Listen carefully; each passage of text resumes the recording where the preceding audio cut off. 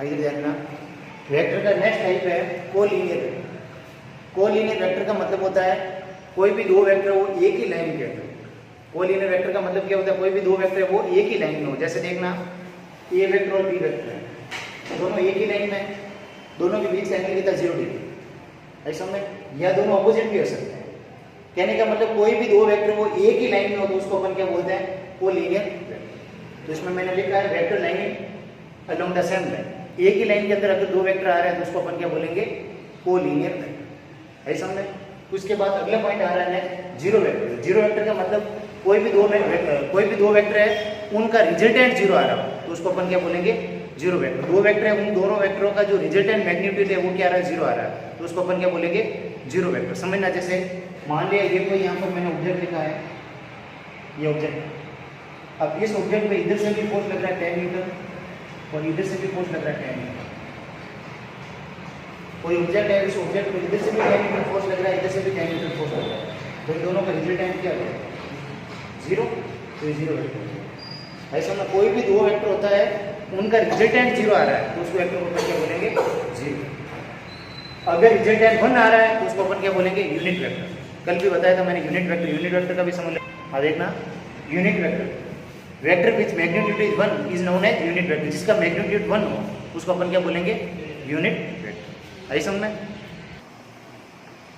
अगला आएगा axial vector. Axial vector जो है, जो भी ऑब्जेक्ट रोटेशनल मोशन होती है जिनके अंदर, ध्यान रखना, जैसे कि घड़ी का सुइया घूम रहा है, पंखा घूम रहा है, जिनमें भी रोटेशनल मोशन होती है, उन रोटेशनल मोशन के अंदर किसका उपयोग होता है, एक्सियल वेक्टर का यूज होता है। उसके अंदर रोटेशनल मोशन होता है, उसको डिस्क्राइब करने के लिए किसका यूज होता है, एक्सियल वेक्टर। ऐसे में एक्सियल वेक्टर का मतलब जो भी रोटेशन होता है, रोटेशनल मोशन होती है। एग्जाम्पल जैसे घड़ी की सुई घूमती है, पंखा घूमता है, जिनके अंदर रोटेशन होता है ना, उनके अंदर जो वेक्टर यूज होता है वो कौन सा वेक्टर होता है, एक्सियल वेक्टर। ऐसा में अब इनके अंदर, इसीलिए मैंने यहाँ पर लिखा है this vector are use in rotational motion to describe rotational effect. यानी रोटेशनल इफेक्ट होता है, उसको डिस्क्राइब करने के लिए किसका यूज होता है, एक्सियल वेक्टर का यूज होता है।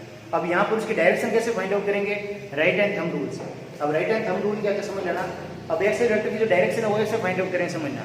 राइट हैंड थंब रूल का मतलब ये राइट हैंड यूज करना है। इसके अंदर जो फिंगर होती है वो उसके रोटेशन की डायरेक्शन है। फिंगर कौन सी डायरेक्शन होगी, रोटेशन डायरेक्शन है। जैसे यहाँ पर किस डायरेक्शन रोटेशन हो रहा है, एंड ये कौन सा होगा, एंटी क्लॉकवाइज होगा। तो एंटी क्लॉकवाइज डायरेक्शन से रोटेशन चलेगा तो थंब की डायरेक्शन कहाँ है, अपवर्ड।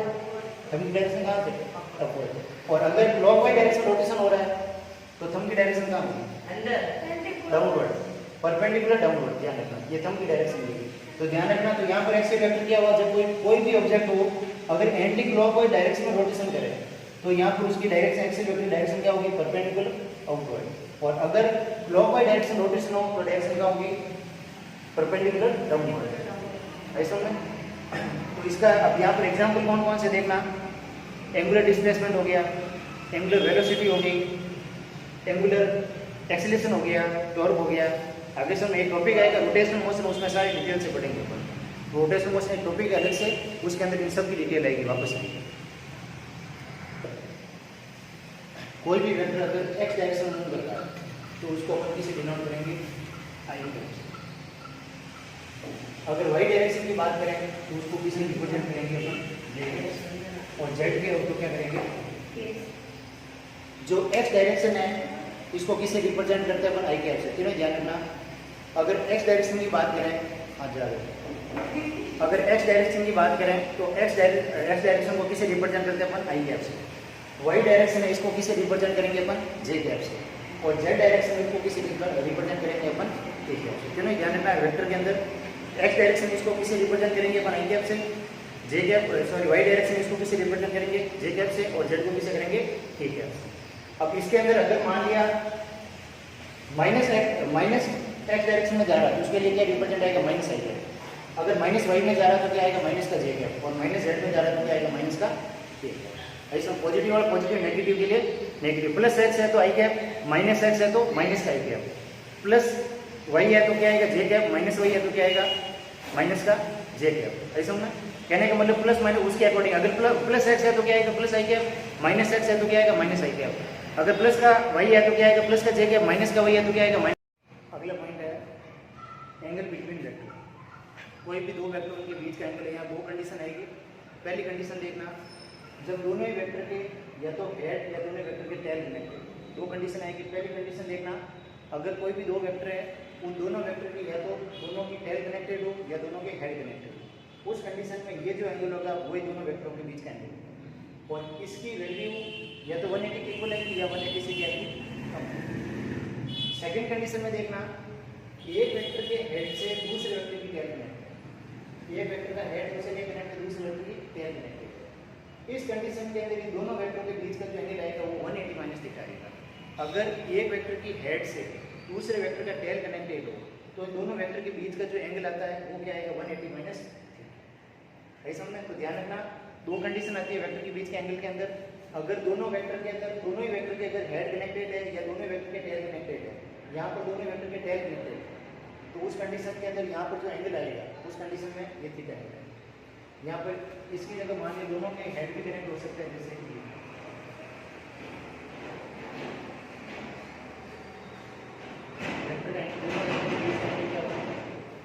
लेकिन एक वेक्टर की हेड से दूसरे वेक्टर का टेल कनेक्टेड हो, उस कंडीशन में दोनों वेक्टर के बीच का जो एंगल आएगा वो 180 माइनस थीटा है, ये ध्यान रखना।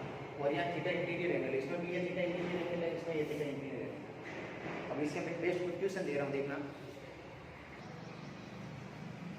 ये क्वेश्चन है, इसमें एंगल बताना है। इस क्वेश्चन में एंगल बताना है, find the angle between A and B, B and C, A and C. तो देखना इसमें यहाँ पर ए और बी, पहले तो रूल्स को ध्यान रखना जो मैंने भी बताया था। अगर दोनों वेक्टर के हेड कनेक्ट हो, दोनों ही वेक्टर के टेल कनेक्ट हो, उस कंडीशन में जो एंगल दे रहा है वही होगा। दूसरा, अगर एक का हेड दूसरे के टेल से कनेक्ट है, उस कंडीशन में 180 माइनस करना। तो इसके डायग्राम से देखना, यहाँ पर सबसे पहले एंगल पूछा है ए एंड बी, ये रहा ए वेक्टर, ये रहा बी वेक्टर। अब ये दोनों के क्या कनेक्ट है, दोनों की टेल कनेक्ट, दोनों की टेल कनेक्ट है, तो ये एंगल रहेगा, तो इसका आंसर क्या जाएगा, 30। सेकंड कंडीशन में एंगल बिटवीन बी एंड सी, ये बी है ये सी। अब इसमें देखो, इसका हेड से दूसरे की क्या कनेक्ट है, टेल कनेक्ट है, एक के हेड से दूसरे की टेल कनेक्ट है, तो इस कंडीशन में अपन क्या करते हैं, 180 माइनस, तो ये वाला एंगल कितना है यहाँ पर 90 डिग्री, तो 180 माइनस 90 कितना हो जाएगा, 90। अगले के अंदर देखना ए एंड सी, ये ए है ये सी है। अब इन दोनों में देखना, दोनों के हेड कनेक्ट है, दोनों के हेड है, दोनों के टेल, वही एंगल है, तो जो यहाँ एंगल रहेगा वही रहेगा। तो देखना यहाँ पर इन तीनों एंगल का टोटल कितना होगा, 180। ट्रायंगल के तीनों एंगल का टोटल कितना 180 होता है। ये 90 है, ये 30 है, 120 पीछे क्या बता 63 कितना हो जाएगा, 6। बस आइए समझे, ध्यान रखना थोड़ा सा, दो ही कॉन्सेप्ट है इसके। जैसे ये मान लीजिए मैं दो वेक्टर मान लूँ, समझना ये दो वेक्टर है, इन दोनों वेक्टर के अगर यहाँ पर दोनों ही वेक्टर की अगर टेल कनेक्ट है तो इन दोनों के बीच में एंगल है तो वही रहेगा। अगर इन दोनों के हेड कनेक्ट है तो इन दोनों के बीच का जो एंगल है वही रहेगा, ऐसा में। लेकिन अगर एक का हेड से अगर एक का टेल कनेक्ट है, ये हेड है एक का टेल कनेक्ट है, सॉरी ये एक का हेड है एक टेल कनेक्ट है, उस कंडीशन में 180 माइनस करना। अगर मैं इन दोनों को दो वेक्टर को वापस समझ लेना, ये दो वेक्टर है, इन दोनों वेक्टर के अंदर अगर दोनों के मैं यहाँ पर दोनों के टेल कनेक्ट कर रहा हूँ तो दोनों के बीच का जो एंगल है वही रहेगा। अगर इन दोनों के मैं हेड कनेक्ट करूँ तो इन दोनों के जो बीच का एंगल है वही रहेगा। लेकिन एक के हेड से दूसरे का टेल कनेक्ट करूँ, जब एक का हेड है दूसरे का टेल है, उस कंडीशन में तुम्हें 180 माइनस करना है। अब यहाँ तो चलो 180 में से 90 आ रहा, 90 आ गया, अगर यहाँ 60 होता तो फिर क्या था, 30 आता, ऐसा में। अगर इन दोनों के बीच का एंगल मान लिया अगर 30 होता, 180 माइनस करते, ध्यान रखना। अगर मान लिया, मैं एग्जाम्पल लूँ, अगर इन दोनों के बीच का एंगल मान लिया 30 होता तो फिर 180 माइनस करते हैं, 180 माइनस 30, 150 होता, ऐसा में। जैसे अगर मैं दूसरा एग्जाम्पल तुम्हें दूँ,